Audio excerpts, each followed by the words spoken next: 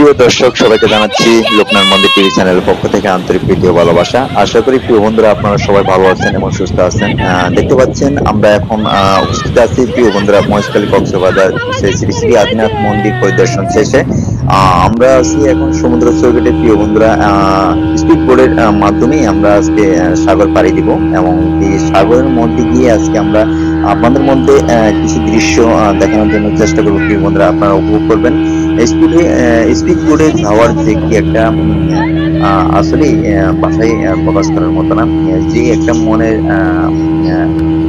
উল্লেসিত এবং আনন্দিত যে সহপরিবারকে নিয়ে, এবং বিশেষ করে আমাদের দশম জঙ্গল সলিমপুর যাত্রাবাসী এবং চট্টগ্রামের যে ভক্তবৃন্দরা বিভিন্ন মন্দির পরিদর্শন উদ্দেশ্যে রওনা দেন, তখনই আমাদের মনে পড়ে সেই আনন্দ উল্লাসিতের কথা।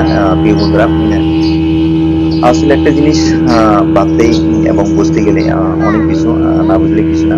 মন্দির পরিদর্শন এবং বিভিন্ন মন্দির গিয়ে মন্দির যে বাবার সেবা করা আসলে একটি আনন্দময় একটি সনাতন সম্প্রদায় হিসেবে, সনাতন ধর্মাবলম্বী হিসেবে এটি অবশ্যই কার্যকর এবং আমি মনে করি। তো প্রিয় বন্ধুরা, আমরা এখন আছি উপস্থিত আপনার সেই সমুদ্র সৈকতে। দেখতে পাচ্ছেন কক্সবাজারের যে পানির যে উত্তাল, আমরা এখানে গিয়ে আজকে কিছু আনন্দ দৃশ্য এবং মজা করার জন্য চেষ্টা করব। সারাদিন বিভিন্ন মন্দির পরিদর্শন শেষে প্রসাদ গ্রহণ করে আমরা আসছি আজকে সমুদ্র সৈকতে। ছোট ছোট বাচ্চাদের মাঝে একটা আনন্দ উল্লেসিত নিয়ে একটু মজা করার জন্য চেষ্টা করছি। দেখতে পাচ্ছেন সাগর যে উত্তাল ঢেউ এবং চারিদিকে বাতাস আর বাতাস, চারিদিকে মনোরম পরিবেশ, অনেক সুন্দর নোনা পানি। প্রিয় বন্ধুরা, তো আসলে না দেখলে সমুদ্র সৈকতে না গেলে আপনি আপনার অবশ্যই জুড়িয়ে যাবেন।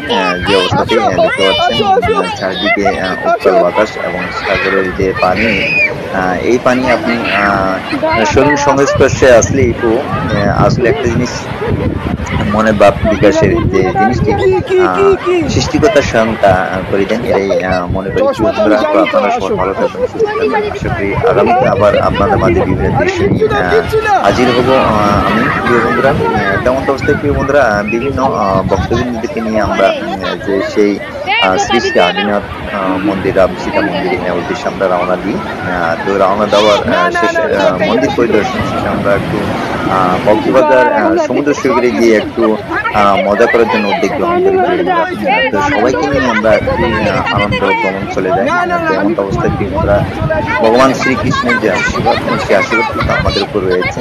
তাই বলে আমরা আজকে মন্দির প্রাঙ্গণে গিয়ে আমরা পরিদর্শন করার জন্য সুযোগটা পাই। আসলে একটা বাস্তব কথা, স্বয়ং সৃষ্টিকর্তা যদি আপনার পাশে না থাকেন, কখনো আপনার এই আনন্দ ফুর্তিগুলো, এমনকি আপনি যে উদ্যোগকে গ্রহণ করবেন সেই উদ্যোগকে আপনি জীবন ও সফলতা অর্জন করতে পারবেন না। তো আমরা মনে করি প্রিয় বন্ধুরা, সবসময় ভগবান শ্রীকৃষ্ণকে আপনাকে মানতে হবে। আপনি একজন সনাতন ধর্মাবলম্বী হয়ে যদি আপনি একজন সনাতন ধর্মকে গ্রহণ করতে না চান, বিশেষ করে আপনার ছেলে সন্তানকে আপনি শিক্ষা গ্রহণ করতে হবে। এমন মন্দির পরিদর্শন এবং সেবামূলক কাজের জন্য আপনাকে আগ্রহ করে তুলতে হবে। যে কোনো মুহূর্তে হোক, যে কোনো মূল্যে হোক, আপনাকে প্রচেষ্টা চালিয়ে যেতে হবে। এমনকি আশা করি প্রিয় বন্ধুরা, অনেক কথা বলে ফেলছি। যদি কোনো ভুল ত্রুটি থেকে তোমার দৃষ্টি দেখবেন, ভালো থাকবেন, সুস্থ থাকবেন, এই কামনা করছি।